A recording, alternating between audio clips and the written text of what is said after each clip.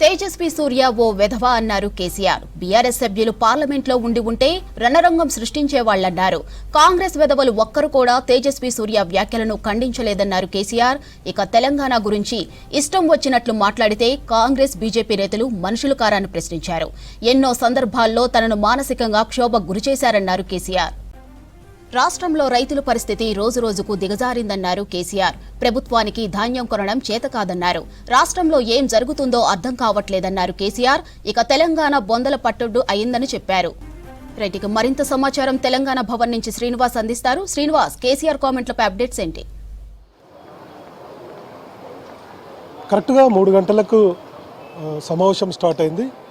ఈ సమావేశానికి దాదాపుగా బీఆర్ఎస్కి సంబంధించినటువంటి నేతలందరూ కూడా హాజరయ్యారు.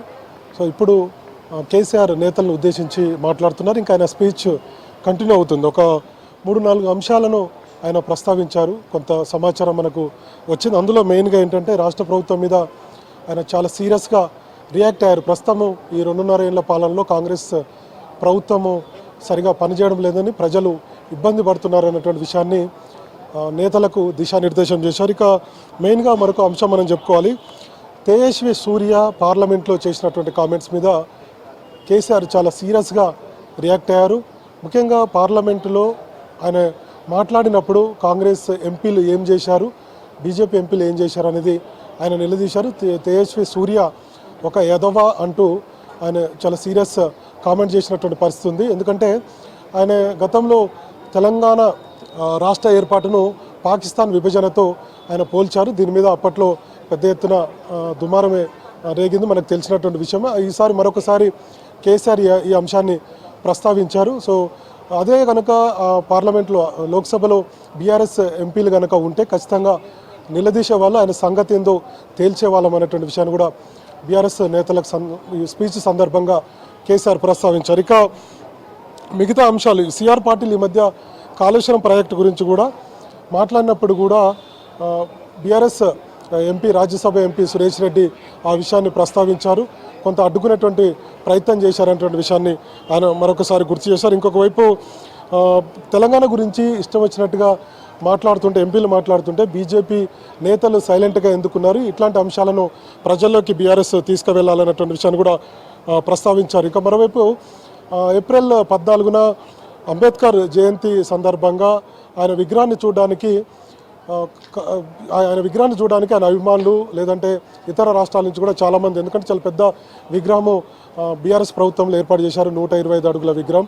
సో ఈ విగ్రహాన్ని చూసేందుకు వస్తుంటే కూడా ఇక్కడ రాష్ట్ర ప్రభుత్వం అడ్డుకుందన్నటువంటి విషయాన్ని కూడా గుర్తు చేశారు. సో మొత్తానికి రాష్ట్ర ప్రభుత్వం జరుగుతున్నటువంటి కొన్ని వైఫల్యాలను ఆయన గుర్తు చేశారు. అంటే ధాన్యం కొనుగోలు అంశం కావచ్చు, లేదంటే సింగరేణికి సంబంధించినటువంటి అంశాలు కావచ్చు, ఇతర రాజకీయ అంశాలు కూడా ప్రస్తావించారు. ఇంకా కవిత మీద ఎట్లాంటి ఏమైనా కామెంట్ చేశారా ఏంటనేది మనకు మరి కాసేపట్లో తెలిసేటువంటి అవకాశం ఉంది. ఎందుకంటే కవిత చేసినటువంటి కామెంట్స్ రాష్ట్రంలో అటు రాజకీయ వర్గాల్లోనూ పబ్లిక్లోనూ పెద్ద ఎత్తున చర్చ జరుగుతుంది. కేసీఆర్ను మరమనిషి అంటూ చేసినటువంటి కామెంట్స్ కావచ్చు, లేదంటే కేసీఆర్ మారిన మనిషి అని అంశాలు కావచ్చు, లేదంటే ప్రజలు ఇబ్బంది పడుతుంటే ప్రతిపక్ష నేతగా కేసీఆర్ బయటికి రావట్లేదు అన్నటువంటి విషయాలు కావచ్చు, చాలా అంశాలు పెద్ద ఎత్తున ప్రజల్లో చర్చ జరుగుతున్నాయి. బీఆర్ఎస్ పార్టీలో కార్యకర్తల్లో నేతల్లో కూడా చర్చ జరుగుతుంది. దీనికి అంటే కవిత చేసినటువంటి కామెంట్స్ ఖచ్చితంగా కౌంటర్ ఇవ్వాల్సి ఉండే అన్నటువంటి అభిప్రాయం చాలామంది నేతల నుంచి కూడా వ్యక్తమవుతుంది. ఆఫ్ ది రికార్డులో ఎమ్మెల్యేలు, ఎమ్మెల్సీలు, ఇతర పార్టీకి సంబంధించినటువంటి సీనియర్ నేతలందరూ కూడా చాలాసార్లు ఈ అంశాన్ని ఈరోజు తెలంగాణ భవన్లో మొత్తం కవిత పార్టీకి సంబంధించినటువంటి అంశాలే చర్చకు వస్తున్నాయి.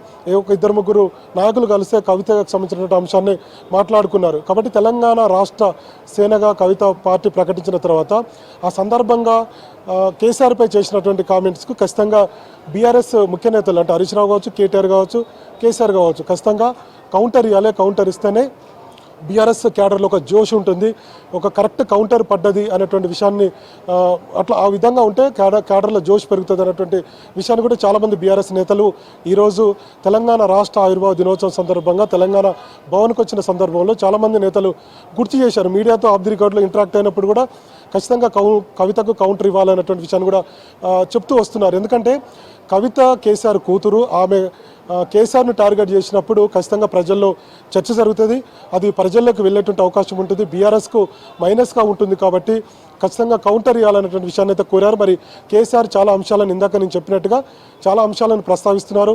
ప్రభుత్వ వైఫల్యాలు కావచ్చు, కాంగ్రెస్ పార్టీ ఎన్నికల్లో ఇచ్చినటువంటి హామీలు కావచ్చు, లేదంటే ఎంపీ తేజస్వి సూర్య లాంటి వాళ్ళు తెలంగాణ మీద పార్లమెంటు వేదికగా మాట్లాడినప్పుడు అటు కాంగ్రెస్ ఎంపీలు కానీ ఇటు బీజేపీ ఎంపీలు కానీ వీళ్ళ యొక్క రియాక్షన్ సరిగా లేదన్నటువంటి విషయాలు కావచ్చు, ఇవన్నీ కూడా చాలా అంశాలను ప్రస్తావిస్తున్నారు. మరి మనకు కాసేపట్లో కవిత మీద ఏమైనా మాట్లాడారా? ఎందుకంటే ఇప్పటికీ కేసీఆర్ స్పీచ్ కంటిన్యూ అవుతుంది, ఇంకా కొనసాగుతూనే ఉంది. దాదాపుగా 3 గంటల నుంచి ఆయన స్పీచ్ నడుస్తుంది. సో దాదాపు గంట అయింది. మరి కాసేపట్లో ఆయన స్పీచ్ ముగిసిన తర్వాత ఒక మీడియా సమావేశం కూడా ఉంటుందనేది సమాచారం. మరి కేసీఆర్ మీడియా సమావేశాన్ని పెడతారా, లేదంటే హరీష్ రావు కేటీఆర్ మీడియా సమావేశాన్ని ఏర్పాటు చేస్తారనేది కొంత క్లారిటీ అయితే రావాల్సి ఉంది. ఇంకా మరొక అంశం ఏంటంటే పార్టీ సంస్థాగత నిర్మాణానికి సంబంధించి, ఎందుకంటే బీఆర్ఎస్ ఇప్పుడున్నటువంటి సిచ్యువేషన్లో ఈ 2.5 ఏళ్లలో చాలా కష్టాల్లో ఉంది. బీఆర్ఎస్లో ఉన్నటువంటి క్యాడర్ అంతా కూడా కాంగ్రెస్ పార్టీకి వెళ్తున్నటువంటి పరిస్థితి ఉంది.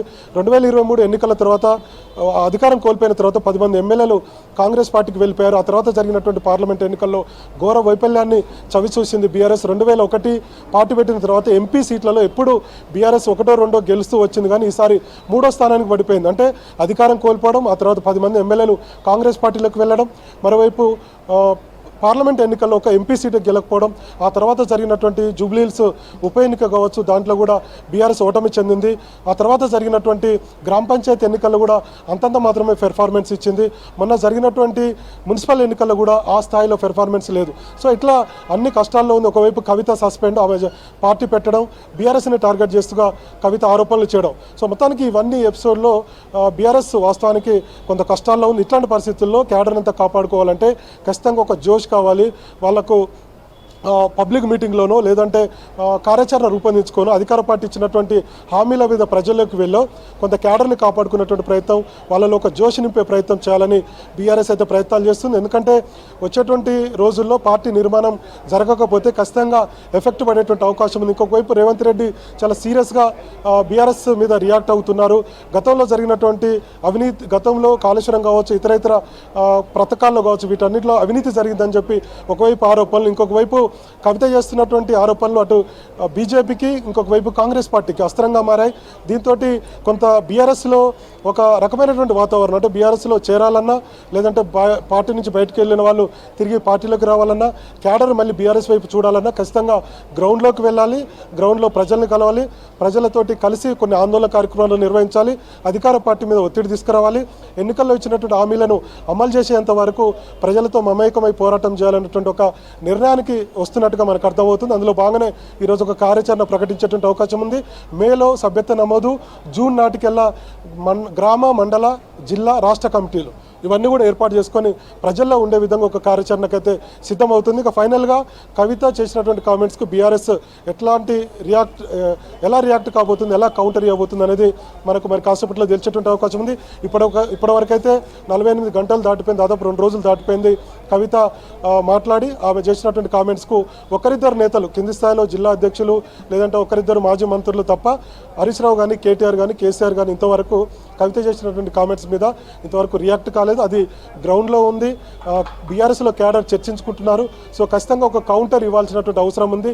ఆ స్థాయిలో కామెంట్ చేసినప్పుడు కౌంటర్ ఇవ్వకపోతే అది భవిష్యత్తులో ప్రజలకు వెళ్ళి మరొకసారి బీఆర్ఎస్కి నష్టం చేకూర్చే అంశం అవుతుంది. కాబట్టి ఖచ్చితంగా ఆమె పార్టీ పెట్టింది కాబట్టి కౌంటర్ ఇవ్వాలన్నటువంటి ఒత్తిడి అయితే కింది స్థాయి క్యాడర్ నుంచి ఉంది. మరి బీఆర్ఎస్లో ముఖ్య నేతలు ఎట్లా దీని మీద రియాక్ట్ కాబోతున్నారు అనేది మరి కాసేపట్లో మనకు తెలిసేటువంటి అవకాశం ఉంది. కేసీఆర్ కవిత అంశాన్ని ప్రస్తావించారా లేదా అనేది సమావేశం తర్వాత ఒక క్లారిటీ అయితే వచ్చేటువంటి అవకాశం ఉంది.